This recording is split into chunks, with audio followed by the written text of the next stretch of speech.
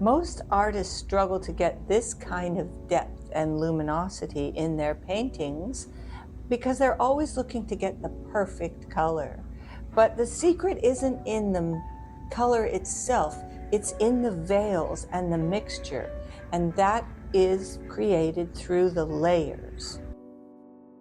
This is the veiling technique, and it actually dates back to the beginning of the last century when artists were seeking out a new way to work with color that would allow the spaces to speak as they were created with the mixtures.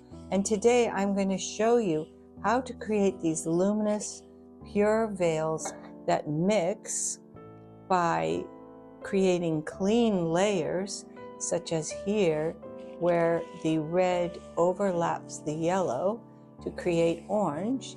And I'm also going to show you how not to do it, how you can create a muddy veil and how you can learn to avoid that. By the end of this video, you're going to know how to create luminous layers and how to avoid getting your veils muddy, and also how to create green and orange. So let's get started with a few veils. This is what not to do. I'm going to mix up some blue here, and I'm going to purposely show you what not to do. First of all, you don't want to push too hard with your brush and create a drip like that. But also, if the veil beneath it isn't dry, like what my yellow and green and red are, not dry, then you're going to get a sort of muddy, cloudy looking effect. And that is not what you want to do. Right here you can see how the colors are blending together, not layering, and that's because the layers underneath weren't dry. So let me show you how you can avoid that, and it's very simple. One way would be to just stop and let the veil painting dry and come back in a few minutes, and you could put a clean layer on. Another thing you could do if you want to speed up the process is just have a little hair dryer and blow dry it until it's dry. And now that it's dry, I can go on and do a veil that really looks pleasing. One way you can test to see if your veil painting is dry is by waiting to see if the ripples are gone on the paper. There may be some small waving still left, but it should be basically flat before you go on. Now look over here where you see I've done a really nice veil. It's not too muddy. And I'm going to layer over here a little bit more blue. And you see by not going inside the veil where I've already painted it, I can create a flat surface. This is what we are after in veil painting, is very flat, unmodulated color. And it is the layers, again, that create the depth of value.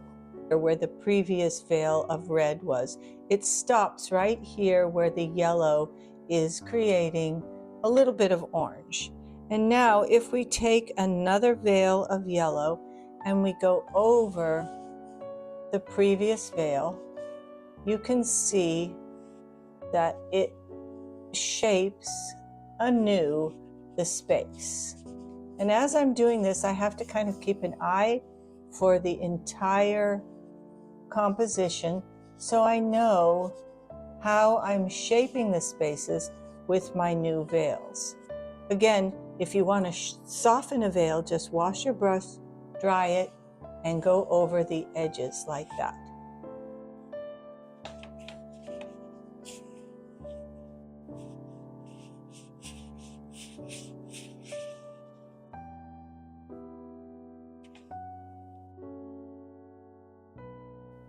Now I'm going to create violet to go around all the colors by layering the red over the blue or vice versa.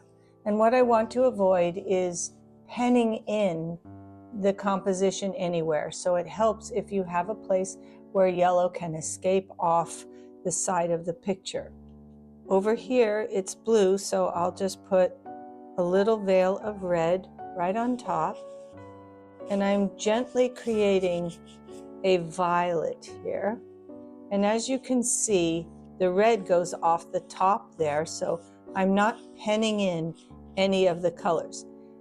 If I put a red violet down here in this corner, then I suddenly have the yellow that's encapsulated.